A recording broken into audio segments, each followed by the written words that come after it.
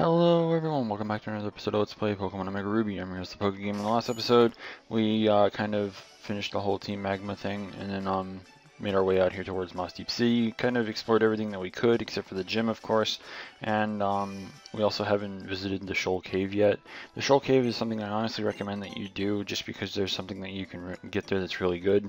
And so we're going to be doing that today. We're going to be checking out the route just above, just to the north of Moss Deep City, and we'll be taking care of that. Something that I feel like I need to mention, if I didn't put it in the description of the last episode, I'm going to later whenever I'm done uploading this. I don't remember if I put the Club Nintendo information in there. I know I kind of like said it all out loud, but I'm sure some people want to actually see, something about it, and because I mean, just hearing it off my word isn't usually enough for most people, but so I mean, I just have to re-find the link and then relink it in there. So it's fine. If I didn't do it, then it'll be there later today.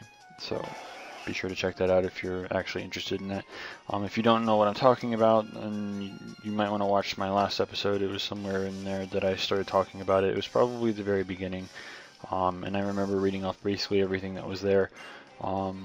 Basically, the Club Nintendo thing is going to end on the 30th. At least that'll be like the last day that you can basically do anything at all on your account before it gets completely deleted. And this applies to everyone. No one's exempt from it, really. So, and then July 1st is when they start implementing the new system, their new loyalty program. So, yeah. Anyways, we have something major to talk about. I mentioned this a few episodes ago. I even linked it. If you want the link, go back a couple episodes. I think it was the episode before last. I can't really remember off the top of my head. I'm pretty sure that was the episode though. So, for anyone who doesn't already know, there is a thing called the Hidden OU. This is basically a tier that's going to be revolving around the unknown, or not the unknown, but the unreleased hidden abilities of future generations, starting with the next one, which has a bunch of ability changes. To explain the changes again, for anyone who hasn't heard about it, hidden abilities will now be changed every new generation, and they won't roll over at all. So things like Contrary Superior will be gone as of the next generation. Pokemon that previously only had one ability and no hidden abilities whatsoever will now have a hidden ability assigned to them. So take for example a legendary that only has one ability. It will now gain a hidden ability but also keep its regular ability as well. So it'll have two abilities rather than just, having its ability changed. Mega Pokemon also receive ability replacements, and Primals and Arceus are completely unaffected by this. They're the only ones that will actually retain their abilities. So something to kind of mention there. If you want to check out this link, it's in like one or two of my previous episodes. Be sure to go check it. As for what we're going to be talking about today, apparently there was more leaks as of the 20th. So we're going to kind of cover that. So let's just get into these abilities real quick, and then I'll kind of cover some of the ones that I think are really cool. As well as some of the, just craptacular ones. So starting off, they start with Tornadus and Thundurus Incarnate. These two will now have Sheer Force instead of Prankster. Oh well, I mean, whatever, I guess. Their Therian forms will now have Unburden, which is kind of interesting. I don't know. Landorus Incarnate will now have Defiant, which isn't a half bad, I guess. I mean, a lot of people like to use the special attacking Incarnate Landorus. I don't know. But here's where it gets good.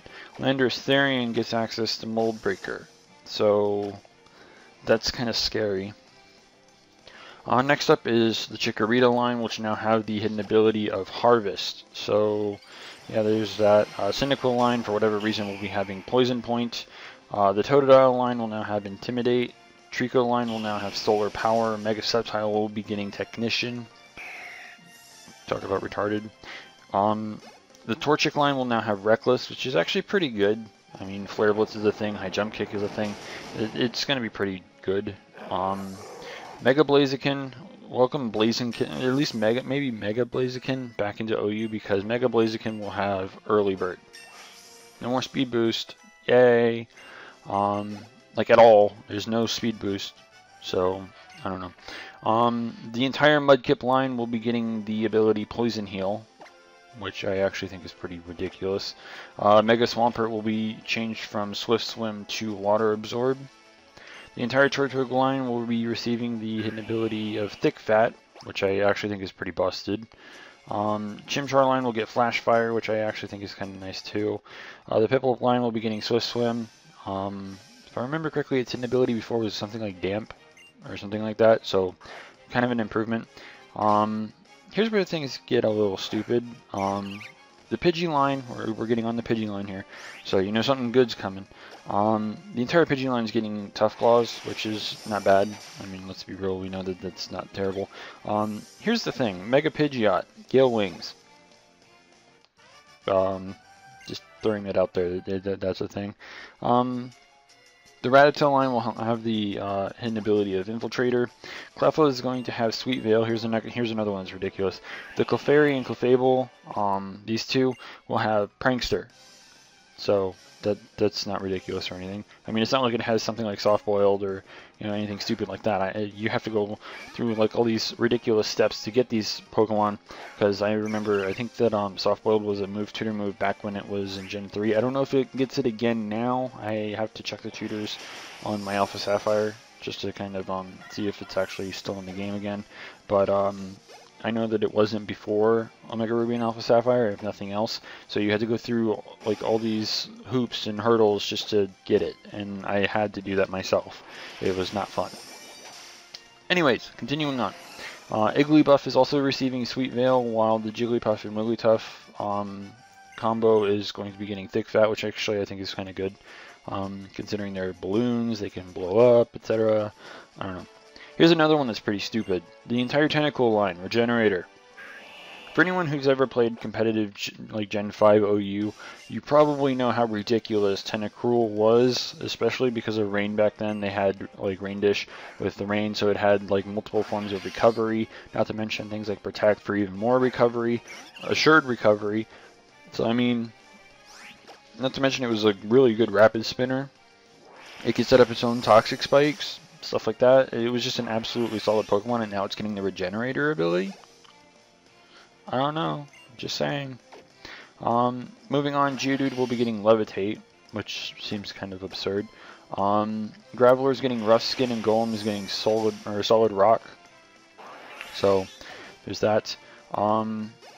Believe it or not, I'm actually kind of looking forward to Mega Slowbro. The Slowpoke line is getting Unaware, while Mega Slowbro is getting Simple. So, Amnesia, stuff like that. I mean, this thing's going to be tanky as hell. Ghastly is going to be getting White Smoke, while its remaining evolutions, Haunter and Gengar, will be getting Insomnia. Mega Gengar will probably be back in OU, because it's getting changed over to Cursed Body, so it's really not that big of a deal. Here's one that I find absolutely entertaining. The entire Voltorb line is getting Illusion. So, oh hey, I'll just copy something else and just be a ticking time bomb in disguise. It's absolutely great, in all honesty. Another interesting one, Pineco gets Levitate. I don't really understand, but okay. Fortress gets Heat Proof, which I think is pretty interesting. Shuckle gets Mold Breaker, that's kind of hilarious. I can't remember if Contrary was its hidden ability or not. If it was, then that kind of sucks, because then you could just, use Shell Smash and just get a whole bunch of, ridiculous shit in exchange for your attack stats. But I mean, I don't know. Anyways, Houndour line and Mega, meaning Mega, Houndoom will all be receiving Dark Aura. For whatever reason, they decided this was a good idea. I honestly don't know what they're thinking with that. Lotad and Lombre will be receiving Leaf Guard, while Ludicolo will be receiving Huge Power. Shroomish will be getting Toxic Boost, while Breloom will be getting Water Absorb. I feel like that was like switched around for some reason. Sableye is now terrible. Both of them, Mega and Regular. Regular gets Pickpocket, while Sableye's Mega gets Analytic. Analytic's okay, I guess, but it's just not that great. You never really see any competitive Pokemon actually using it, except for in other tiers probably. Zangoose, this one's actually not half bad. Tough Claws. Seviper gets Strong Jaw, so it kind of makes sense. They kind of play off of each other. Lunatone gets Ice Body, while Solrock gets Flame Body. I'm sure that anyone could predict the Solrock after hearing Lunatone, but whatever. This one seems kind of stupid. The entire Barboach line gets simple, so Dragon Dance Wish Cash is a thing. I mean, I don't know, man. I don't know. Beldum line gets Magnet Pull while Mega Metagross gets Heavy Metal, so Metagross gets worse, I would say anyways. Jirachi gets Victory Star, makes sense. It's kind of, you know, from outer space, the whole star thing. This one doesn't make much sense to me, and Garchomp's Mega gets even worse, if you ask me. Gibble line gets Swift Swim, and Mega Garchomp gets Hyper Cutter. Believe it or not, Mamoswine gets better. Swinub and Piloswine get Sand Force, while Mamoswine gets Skill Link. Palkia gets Forewarn, which seems really weird to me. Dialga gets Light Metal. Heatran gets Weak Armor. Giratina, the defense form. I don't know what they mean by A here, but it gets Mummy, which seems weird. And then the Origin form gets Insomnia, which they're both terrible. I would rather just have a regular Giratina at that point. So, yeah, those are the new hidden abilities, and I kind of already covered the ones that were ridiculous and the ones that were terrible. But honestly, I'm looking forward to seeing what the Chikorita line's capable of doing with Harvest. I mean, let's be real, Rest is pretty good, so you can use a very bulky, like, aromatherapy set where you can just rest. I don't know if it gets Sleep Talk. I'm not entirely sure. I'm assuming anything that has Rest can learn it, of course. But, like, you could probably do something really wacky with that. Not to mention that if you wanted to, you could do, I don't know, there's a lot of weird things you could do with Chikorita's line with, you know, Harvest. Harvest is one of the best abilities in the game. I can't remember what it was before. I think it might have been Executor that I used before. I don't really remember. But there was something that I used to use, and it used to use Harvest, and it would just be like, okay, rest, and just instantly wake up, rest, instantly wake up. It was one of my favorite things to do in Generation 5, especially because when it came to rain teams, I could use Hydration Vaporeon as a tanky Pokemon that also hit very, very hard, and a lot of people never saw my Vaporeon coming the way that it did.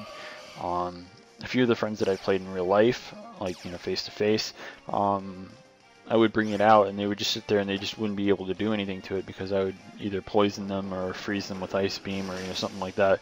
I think I had something like Rest, Toxic, Ice Beam, and Scald or something like that.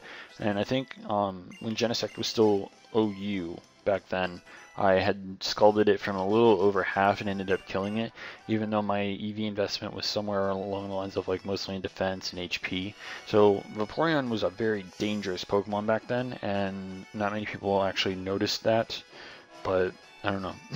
It's kind of the same thing though. Harvest kind of gives that same like feel that, you know, so I don't know. And maybe Cyndaquil, or not Cyndaquil, but Chikorita's line might actually be a little bit more useful this time. I don't know. I'm looking forward to it. I really am. This is going to make Pidgeot pretty interesting. I mean, Gale Wings, it can now be played not just as a special attacker, but it can be played as a physical. I mean, a lot of people want to play it as a special attacker because of the fact that Hurricane becomes a 100% accurate move. And, I mean, it's great and all, but it's not like it's the best special attacker in the world either. A lot of its moves are better as, you know, physical, like Brave Bird, etc. Like, it's just better that way. I mean, Return, I mean, there's a lot of really good things that it has. So, I don't know. We'll see how Gale Wings actually affects it. I'm not sure how that works exactly, too. Would it get priority after it, since it's already Mega Evolved, or does it have to wait a turn for that priority? I'm not sure how that works yet. Because this will be the first, like, Mega, I think. Like, well, actually, it's not going to be the first, I think. There was something else that was supposed to get it as well. Oh, it was the Ducklet line. Okay, yeah.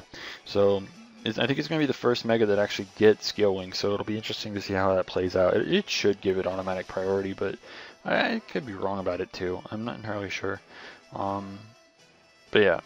I'm looking forward to the Turtwig line. A very bulky Torterra might be able to actually live something like an Ice Beam, but I don't know. Anyways, we're pretty much out of time, so I'll try and talk about this a little bit more tomorrow. In the next episode, we're going to continue through the Moss Deep City Gym and hopefully finish it off and get started on the next thing in the story that we need to do, which should be a lot of fun, of course. So be sure to stay tuned for that. If you haven't already, don't forget to rate, comment, subscribe. And until next time, this is the PokeGamer signing out.